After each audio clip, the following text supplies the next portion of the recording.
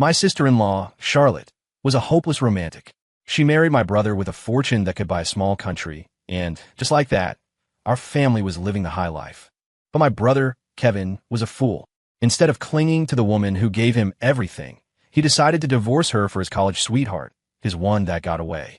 Charlotte responded by beating the ever-living crap out of my cheating brother. My parents lost their minds. How could a woman hit her husband? That's just not right, they fumed. They called me, the regional MMA champion, to come home and teach Charlotte a lesson. The moment I stepped through the door, I swayed and dropped to one knee, wrapping my arms around Charlotte's leg. Hey, Charlotte, I chirped. You already beat up my brother. Fair is fair, you can't hit me too. I had just won the city championship that morning when my mom called, ordering me home to deal with my sister-in-law. She was hysterical, claiming Charlotte had assaulted Kevin. It's a disaster, she wailed into the phone. What kind of woman hits her own husband? If word gets out, the Miller family name will be mud in this town. In a nightmare that haunted my sleep, the one that felt like a memory, I didn't know the full story. I just did what my family asked and helped them hold Charlotte down.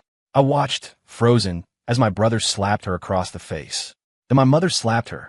My father stood off to the side, clapping and cheering. He spat at her. Who the hell do you think you are? Why's hitting husbands now? In my day, it was the man who did the hitting. You've had our family's child now, so you better learn to tuck your tail between your legs and know your place. Charlotte's eyes, full of heartbreak, were locked on me. She thought I'd come home to back her up. Instead, I was the final straw that broke her. Before I could process what was happening, she clutched her newborn baby to her chest, turned, and jumped from the second-story balcony. They were both dead on impact. My mother had fed me a whole story, that Charlotte was cheating, that she wanted a divorce, that the baby wasn't even Kevin's. She said when Kevin confronted her for proof, Charlotte was the one who got violent. Mom even claimed Charlotte had pointed a finger in Kevin's face and screamed, "Without me, you and your whole broke-ass family would still be nothing. I'm done with you. I have someone else. Sign the papers and get the hell out of my life." I never questioned my mother's words. I truly believed Charlotte had said those things. That's why I'd rushed home, hoping to calm her down, to help them sort things out. I was sure it was all a misunderstanding because my sister-in-law wasn't that kind of person. Turns out, my mother could lie to me, too. Less than a month after Charlotte's funeral, the house was sold for a fraction of its worth. And then, my brother married someone new. It was his college classmate, his long-lost love. Back then, Kevin couldn't afford a ring or a down payment on a house, so she dumped him and married a 50-year-old CEO, becoming an instant stepmom. When the CEO went bankrupt, she divorced him so fast it would give you whiplash. Then, she noticed Kevin was suddenly the head of a successful company, driving luxury cars and living in a mansion. So she slithered her way back into his life. When the one that got away comes crawling back, who could say no? Just like in my nightmare, when I walked in the door, my mom ran up to me, tears streaming down her face. "Maya, it's awful. Your sister-in-law hit your brother. Go help him. Teach that witch a lesson. She's the one fooling around, and she has the nerve to lay a hand on him." The exact same words as last time. Charlotte was trained in self-defense. My brother was no match for her. My dad, getting on in years, was afraid to get close, worried he'd get hit too. The second he saw me, he started barking orders. "Maya, get in there and restrain her. The woman's a psycho, attacking her own husband." Kevin's confidence surged. "Charlotte, my sister's back. She's an MMA champion. You hit me again, and I'll have her knock you out." I strode into the room. Charlotte's expression went cold. "You're going to help them?" Kevin smirked. "We're family. You think she's going to help you? Let go of me right now, Charlotte, or when my sister gets her hands on you, I won't be so nice." My parents rushed in behind him, ready to gloat. I raised my hand. I didn't bother looking at the triumphant expressions on my parents' faces. With a thud, I dropped to my knees. I hugged Charlotte's leg. "Charlotte," I said with a grin, "you already took care of them. That means you can't hit me, right?" The smug look on my brother's face shattered. He stared at me in disbelief. "Maya, you're an MMA champion. What the hell are you doing?" I kept one arm locked around Charlotte's leg and used the other to whip around and slap Kevin square across the face. "When Charlotte hits you, you take it. What are you whining for, you dog?" My parents stumbled back in shock. "You two get back here. Apologize to Charlotte." I yelled. "Maya, you ungrateful brat," my father roared. "Honey, we're your family. How can you side with her against us? Have you lost your mind?" my mother shrieked. Charlotte must not have expected this, because she let go of my brother. He immediately scrambled to his feet and tried to hide behind me. I reached back, grabbed him by the collar, and dragged him in front of Charlotte. Then I kicked the back of his knee. Get on your knees. Apologize to your wife. Maya, I'm your brother. That's why I'm only making you kneel. If you weren't, I'd break both your legs. Apologize, and if Charlotte doesn't forgive you, you get out of her house with nothing but the clothes on your back. Charlotte stared at me, her eyes filled with a stunned relief. It was obvious she knew that I knew everything. My dad glared at my mom, clearly blaming her for spilling the beans. My mom just mumbled, I didn't say anything. It wasn't Mom. I snapped. You really thought you could hide my brother's sleazy affair from me? He had a woman as amazing as Charlotte, and threw it all away for some washed-up flame from his past. Were you the star of some cheap drama? Kevin actually apologized, and for the moment, he didn't dare mention the word divorce. I turned to Charlotte. You want to divorce him? Just nod. I'll make sure my brother leaves with nothing. Not a single dime. Just do it, Charlotte, I thought. He doesn't love you. After you died, he married that woman, had 2 kids with her, and forgot you ever existed. For your sister's sake, Charlotte said quietly, I'll forgive you this time. I almost choked. What? Forgive him?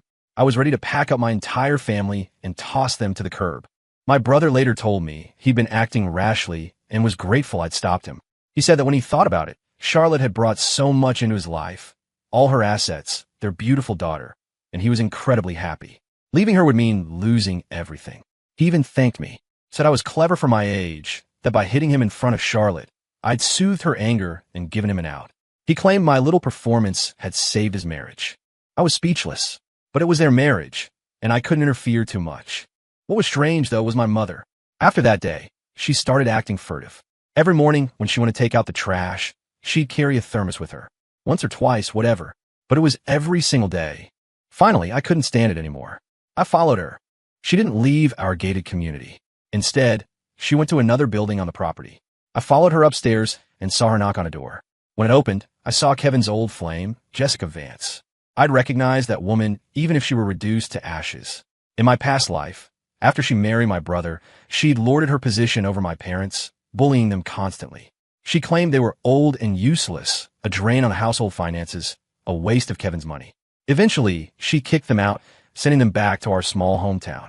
I don't know what poison she dripped into my brother's ear, but he cut off all contact with our parents after that. My mom would cry every day, talking about how good her first daughter-in-law had been. All I could say to them was 2 words, you deserved it. Not 10 minutes later, my mom came out of Jessica's apartment, beaming. When she saw me, she froze. Maya, what are you doing here? Mom, don't make me get physical with you, too. Tell me the truth. She instinctively took 2 steps back. Why are you always threatening to hit people? Even your own mother? Have you no shame? I clenched my fists. Fine, I'll just go beat it out of Jessica. That did it. My mom panicked and quickly blocked my way. A little bit of threatening, a little bit of wheedling, and she spilled everything.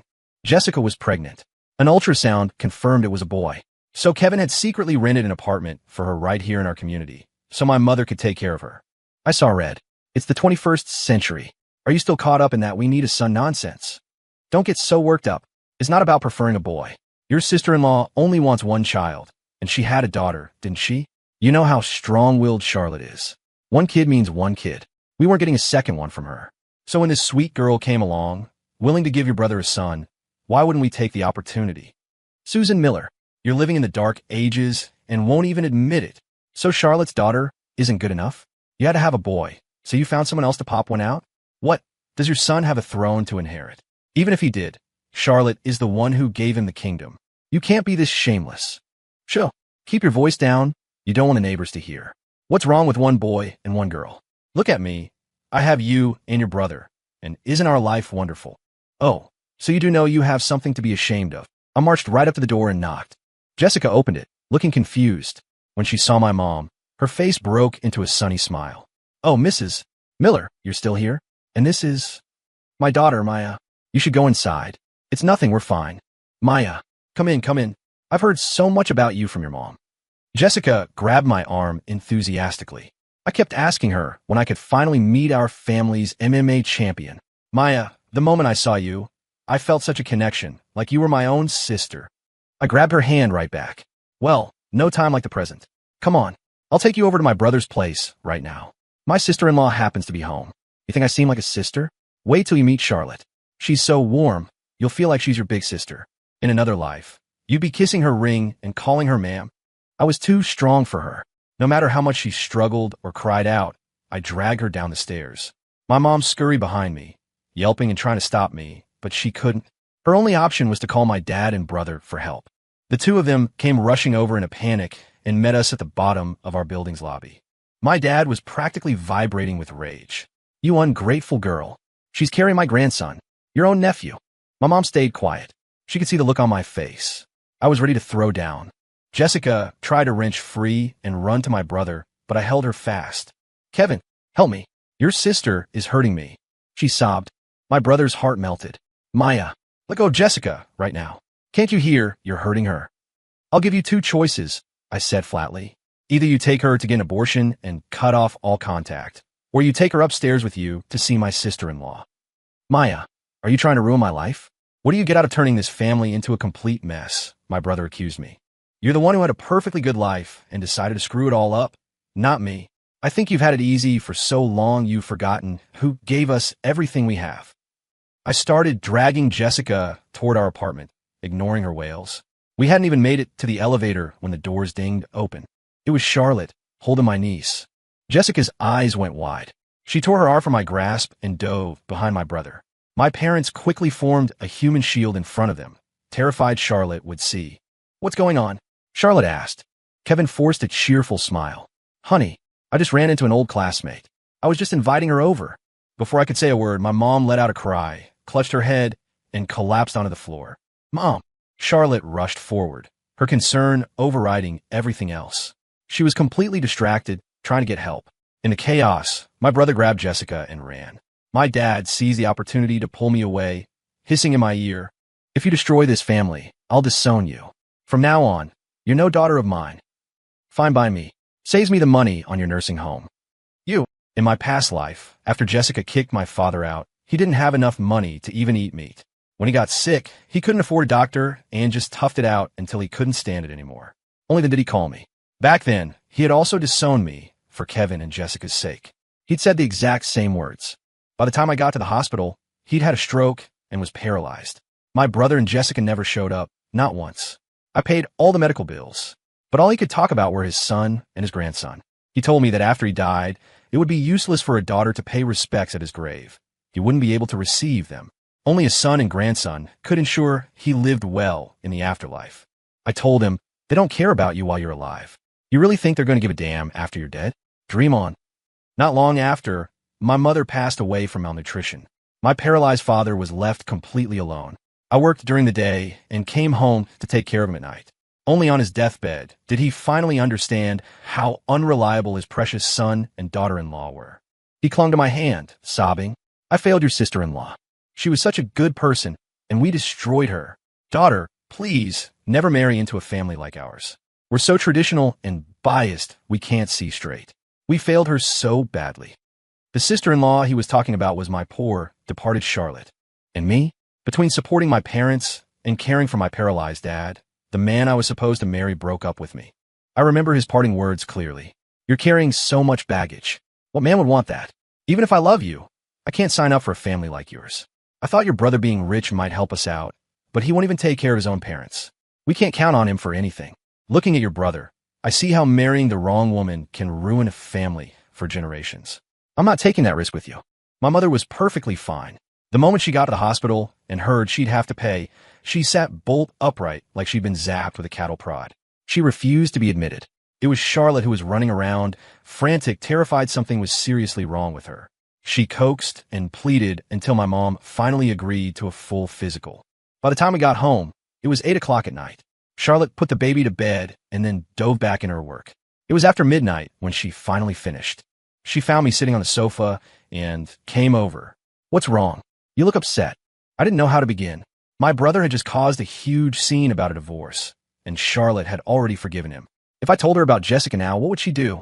My parents had already cornered me, using every threat and plea in the book to keep me quiet. "Charlotte, what do you even see in my brother?" She smiled and gently poked my forehead. "When you find the right person, you won't be able to explain it either. You just love them." She was a hopeless romantic, starved for affection. Charlotte's parents had divorced when she was young, and neither of them wanted her. Her grandparents raised her, and when they passed, they left her a massive inheritance. She never lacked for money, only love. He cheated on you. Why did you forgive him? He said he'd change. He promised me he'd cut off contact with the other woman and come back to his family. I'm giving him one more chance. Maya, I trust your brother. He won't lie to me again. The other woman's name is Jessica Vance. She's pregnant, and she's living right here in our community.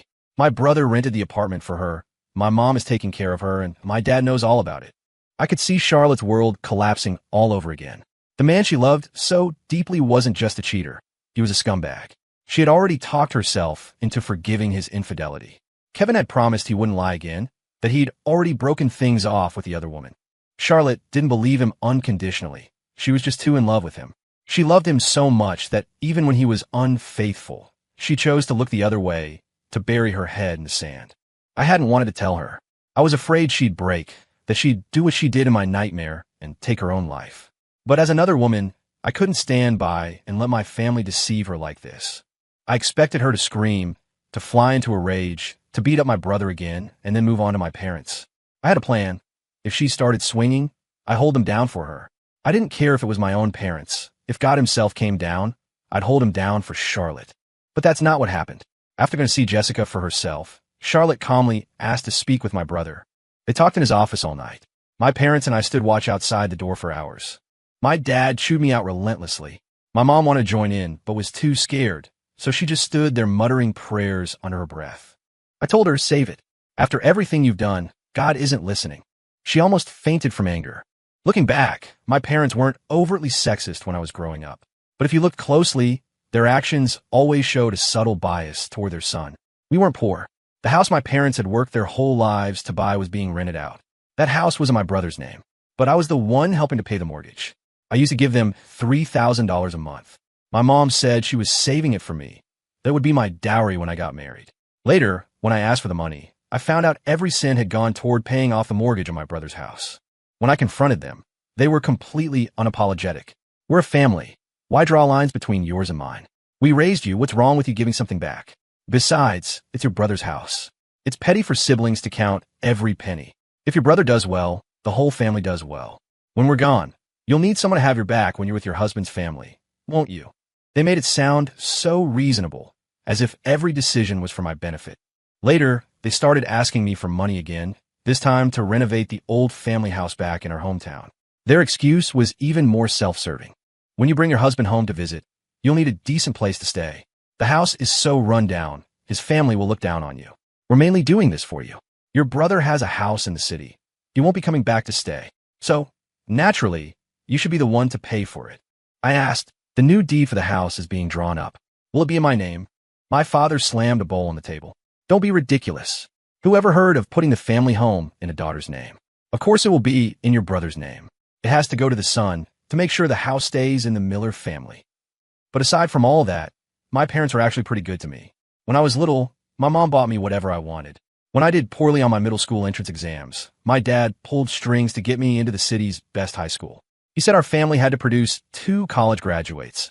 We couldn't lose to the Johnsons next door. Mr. Johnson and my dad were mortal enemies.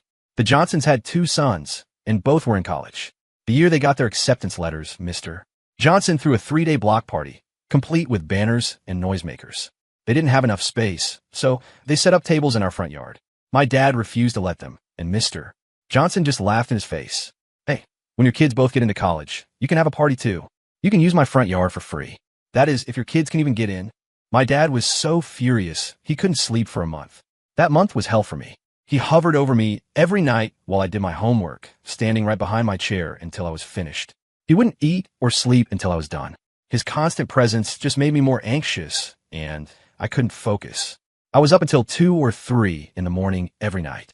Did my dad love me? I think so, but it was definitely tied up with his pride. The next morning, my brother was already gone. I had no idea where he went. But when he looked at me, his eyes were full of hatred, as if I was the one who had destroyed his family. My dad left too. The sight of me gave him indigestion, and he had to fight the urge to hit me. He couldn't win a fight against me, but I wouldn't actually hit him back, either. That left my mom sneaking around the kitchen, cooking something. None of us knew the outcome of Charlotte and Kevin's talk. Charlotte's eyes were red and swollen. She sat by the crib, staring at my niece with a hollow, vacant expression. She looked like she could shatter at any moment. Maya, did your SAT scores come in yet? That was the first thing she said. My own eyes immediately welled up, and I had to fight back tears. Charlotte had been married to my brother for 3 years, the same 3 years I was in high school. My parents' allowance was barely enough to get by, but Charlotte always sent me extra money. I loved MMA, but my parents disapproved. They thought it was a pointless distraction from my studies. But Charlotte said, how is it not important? If she gets good, no one will ever dare to bully her. And if she ends up marrying some abusive jerk, she'll be able to protect herself. There's no harm in a girl learning a few extra skills to defend herself. Whatever it costs, I'll cover it. Just like that, she paid for 3 years of my training in one lump sum. My brother had protested. That's a lot of money. What if she quits? It'll all be wasted. But Charlotte had replied, exactly. With that much money invested, she'll know it would be a waste to quit. That way, she won't give up halfway through. I went to the city's top high school, filled with kids from wealthy families. I was the girl from small town who'd barely scraped by on the entrance exam. My clothes, my accent, everything about me was different. All the other kids had smartphones. I didn't. When I asked my parents for one, my dad accused me of being materialistic. When Charlotte found out, she took me shopping that very day. She bought me a new phone and a whole new wardrobe. She told my parents, if the other kids have it and we can afford it, Maya should have it too. Her grades aren't the best, and she's new to the city. We can't let her feel like an outsider, or it will destroy her confidence. If we couldn't afford it, she wouldn't complain. But we can, so why not? We have the means. There's no reason to pretend we're poor. Whenever Charlotte had free time, she would leave work early to pick me up from school. She'd pull up in her Porsche, lean against the sleek car in her high heels, and wave at me, her smile bright and radiant. Maya, over here. My classmates were always so envious. Wow, Maya, is it your family? I had no idea you were rich. You're so low-key. When are you going to invite us over to your house? I'll admit it, my ego soared in those moments. When I first started at that school, everyone made fun of me for being a country bumpkin. Everything our family had, Charlotte gave us. Everything I had came from her. I would never forget that. I told Charlotte my SAT scores were great and that I was definitely getting into my dream university. She smiled and tapped the space between my eyebrows. The results aren't even out yet, and you're that confident? If you get into Northwood University, I'll pay for your tuition and all your living expenses. A sob escaped my lips. I dropped to my knees and hugged her legs. Charlotte, when you kick them out, please don't kick me out too. I want to stay with you forever. She let out a laugh and stroked my head. What niece stays with her aunt forever? Are you never planning on getting married? Nope, I'll marry you. Charlotte burst into loud, genuine laughter. What nonsense are you talking about? Charlotte decided to divorce my brother. At first, Kevin refused. He promised over and over that he would break things off with Jessica. Charlotte asked him one simple question. What about the baby in her belly? Kevin said, it's still my child. After the baby is born, my parents can raise it somewhere else. I'll never bring it home to upset you. It'll just be an illegitimate kid. It can't compare to our daughter. Charlotte laughed, a bitter, hollow sound. She was adamant about the divorce. Kevin thought she was being unreasonable.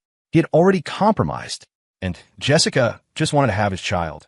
She wasn't trying to steal Charlotte's position as his legal wife. What had Jessica done wrong? She just loved him too much. Who would choose to be the other woman and be judged by everyone? But Jessica was willing to do it for him. Why couldn't Charlotte just be more understanding? This time, Charlotte was so furious she was ready to physically attack him.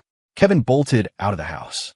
A few days later, he agreed to the divorce on one condition. He wanted half of her assets. Charlotte didn't want to waste any more time on a scumbag. She liquidated the value of the house, the cars, and her company shares and gave him a cash settlement. She didn't want any of it. The only thing she wanted was me. My brother couldn't have been happier to get rid of me. In his eyes, I was a traitor, a disloyal leech. With a massive amount of capital, Kevin left the company in Charlotte. He promptly bought another condo in the same community for Jessica to live in while she awaited the baby's birth.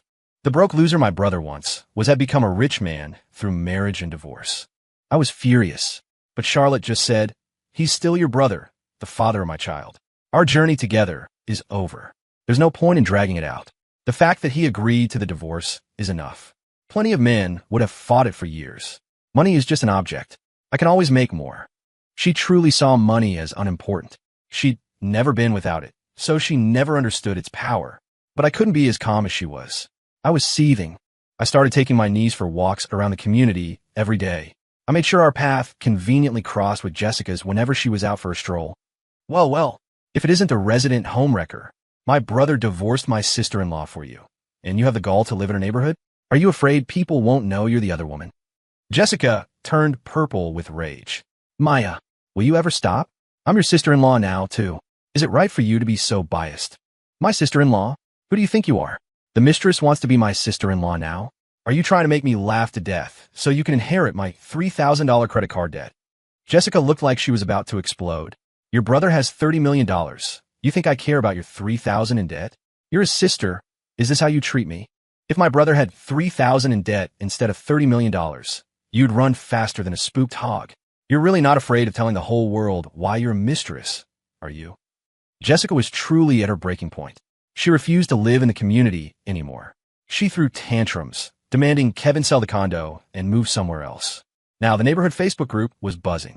Everyone was talking about the mistress living in Building 3, Unit 1, Apartment 1203. And the condo was bought with the ex-wife's money. When the other women in the community heard that, they couldn't stand the thought of having someone like her living among them. The group chat filled with scorn and ridicule. These days, homewreckers are so brazen. Absolutely no shame. Using the ex-wife's money to buy a place in the same community. How can the wife stand it? Why hasn't she ripped her to shreds? If it were me, I'd have hired a marching band and put up a banner. That woman in 1203 is clearly shameless, so why show her any mercy? That man is pure trash. How does he spend that money without an ounce of guilt? If he had guilt, he wouldn't have cheated in the first place. When a man is ruthless, he's worse than a dog. The women in the group were fired up. There were thousands of messages trashing the mistress. The men in the group didn't dare say a word. Once the vitriol died down a bit, I posted a few photos. It was my dear brother, my dear mother, my dear father, and my dear mistress. The whole family is living with the mistress. The wife's child is being cared for by the wife's sister-in-law. This whole family is garbage, except for the sister-in-law. The homeowners, who had just started to calm down, erupted again. His family is so shameless. Oh my God, I'm so angry I'm going to go yell at her tomorrow. A whole family of psychos. Amazing that one sane person came out of it. I didn't have time to gossip anymore. I had my niece to look after. The nanny Charlotte hired had already made dinner, and we were just waiting for Charlotte to get home from work. We were halfway through our meal when there was a deafening bang on the door. Charlotte went to open it. Kevin stormed in and slapped her hard across the face.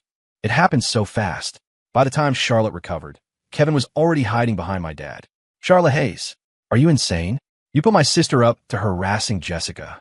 What the hell is wrong with you? We're divorced. Stay out of my business.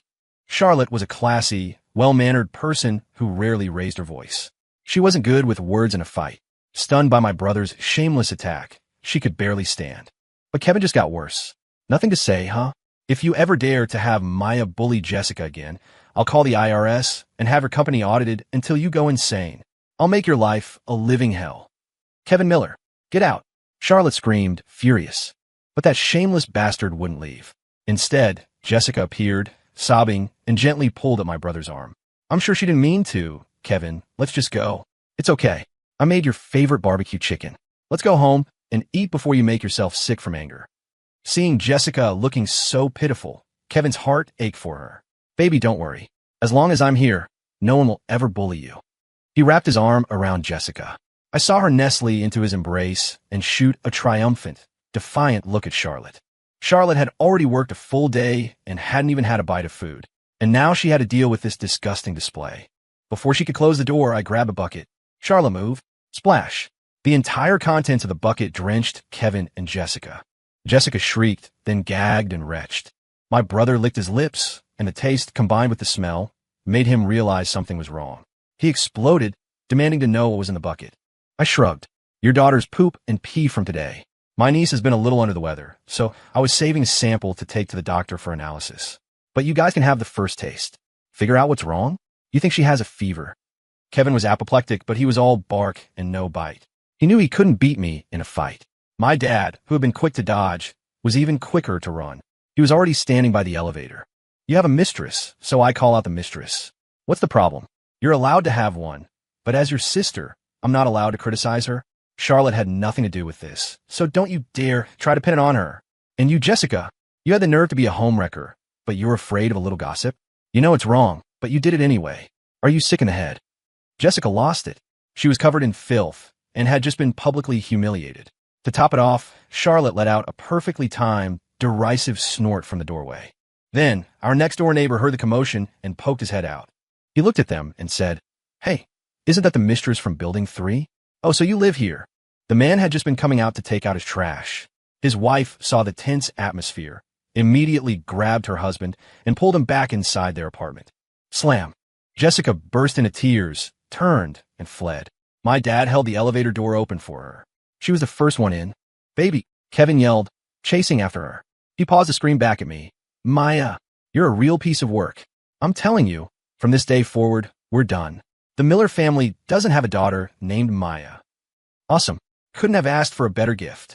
Charlotte slumped to the floor, completely drained. I helped her up, knowing that no words of comfort would be enough. "Charlotte," I was pissed off and needed to blow off some steam. "I hope you're not mad at me." She stroked my head. "Silly girl. This is adult stuff. Why are you getting involved?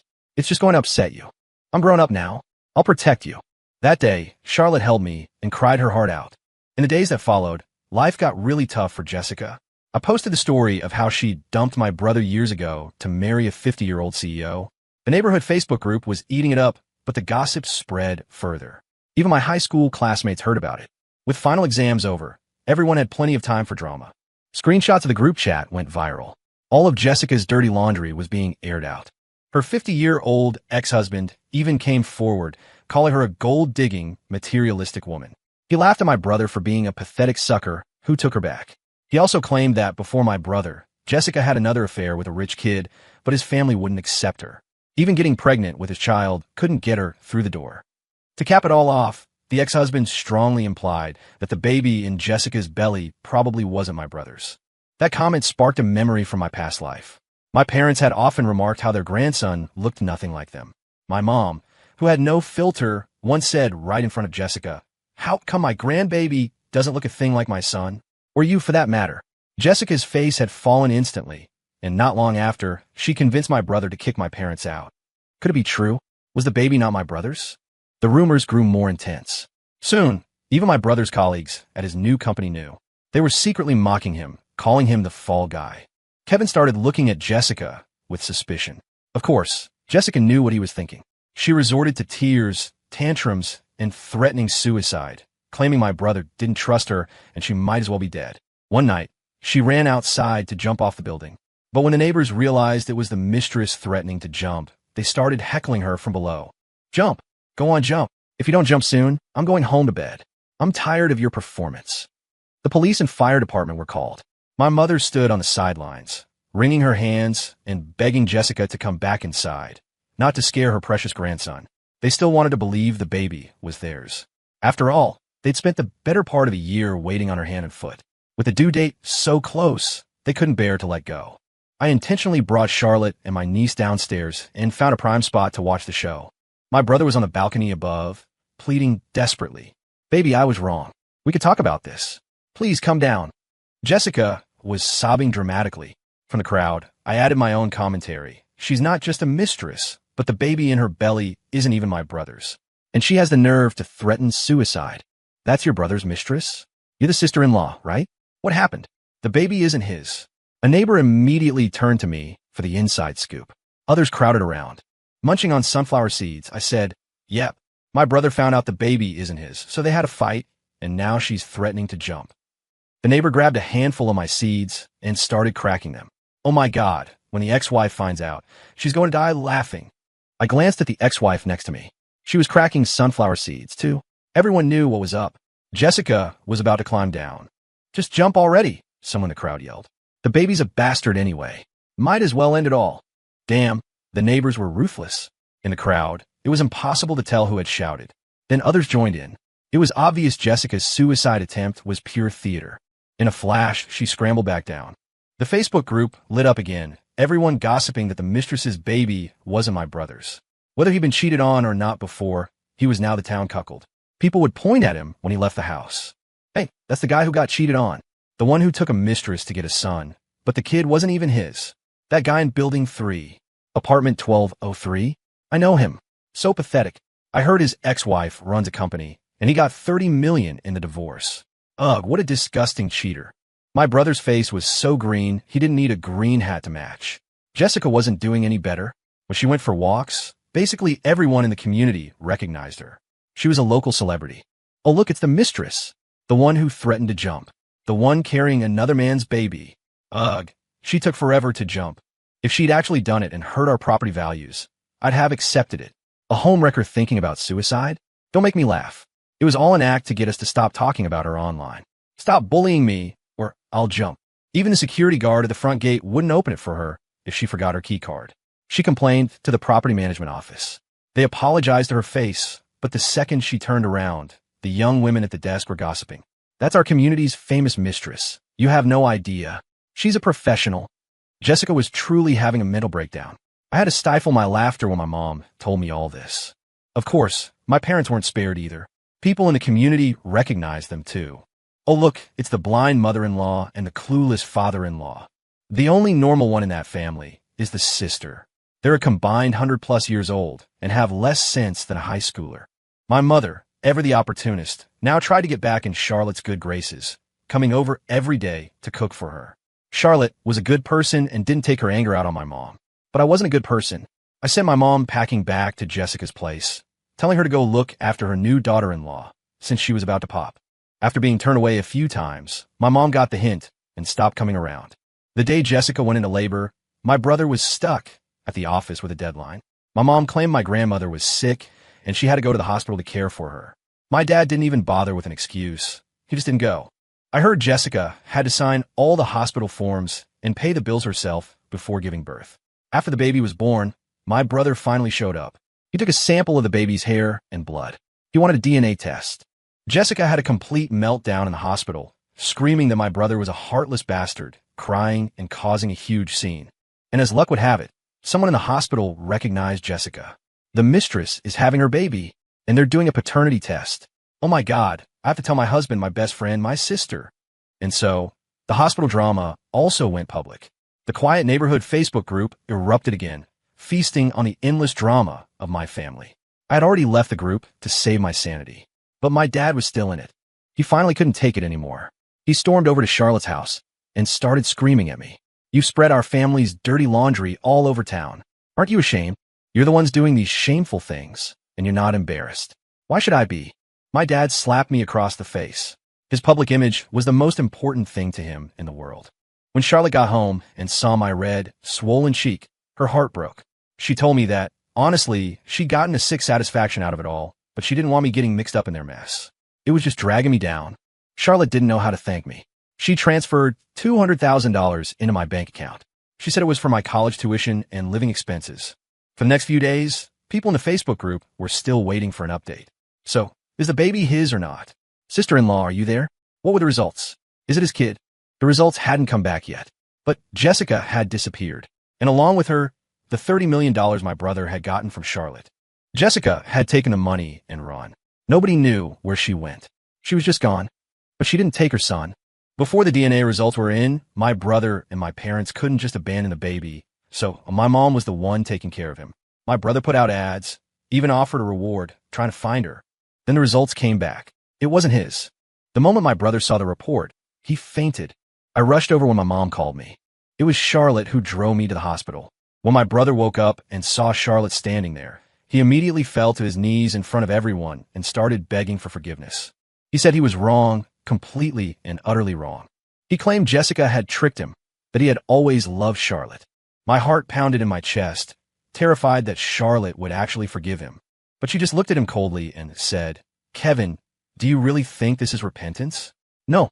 The consequences of your mistake were just too high for you to handle. So now you're remembering the safety net you threw away. You abandoned your wife and daughter for that woman, took my money, and thought you could live happily ever after with your true love. Now the money's gone, she's gone, and the baby isn't yours. Suddenly you're remembering how good your life was with me. It's the stark difference in your circumstances that makes you regret cheating, not your conscience. If Jessica hadn't run off with that $30 million, you would never be here asking for my forgiveness. So save your crocodile tears. Don't embarrass yourself any further. Charlotte told me later that she felt an incredible sense of release that day. All the anger and humiliation she had bottled up for so long was finally gone. Seeing my brother's pathetic end, she felt a mix of pity for his weakness and satisfaction at his misfortune. The result of Charlotte's good mood was another $200,000 in my bank account. She said marrying my brother was the worst luck of her life, but meeting me was the best. She joked that she'd never met a sister-in-law so willing to betray her own family for the sake of justice. My final grades came in. Same as in my past life, I got into Northwood University. Charlotte said since I had the summer off, she was enrolling me in driving school. The day I left for college, Charlotte drove me there herself. It was in her new car, a Mercedes C-Class. She preferred SUVs and rarely bought sedans. When we got to campus, Charlotte handed me the keys. A gift for you, Maya. Congratulations on getting into Northwood. From now on, you're my fellow alum. You've worked so hard for so long. Have fun in college. After you graduate, you can come work at my company.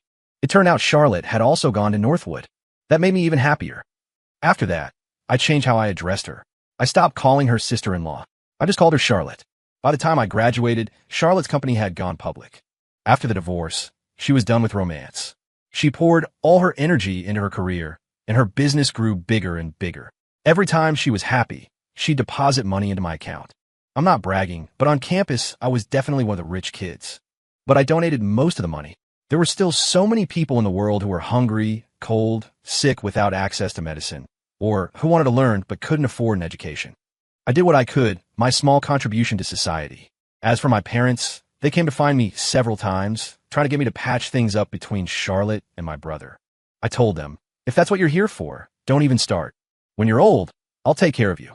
But don't ask me for anything else. Besides trying to play matchmaker, they were, of course, there to borrow money from my brother. Kevin had been fired from his old job. I heard the CEO had a crush on Charlotte. Now he couldn't find work that was good enough for him, and he wouldn't stoop to anything less. He spent years doing nothing, just lying around at home, becoming more and more pathetic. He had only one mission in life, to find Jessica and get his $30 million back. He eventually found her. But Jessica had already blown through all the money. When my brother heard that not a single penny was left, he snapped. In a fit of rage, he stabbed her to death.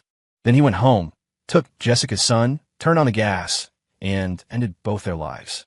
From that day on, my father hated me. He said that if it weren't for me, our family would never have fallen apart. He disowned me, for real this time, even taking out an ad in the local paper to make it official. Back in my hometown, I became known as the cold, heartless, and ungrateful daughter. I didn't care about my reputation. If I had to do it all over again, I would still choose to help my sister-in-law. You can't live without a moral compass. You can't bite the hand that feeds you. That's what my parents taught me when I was a child.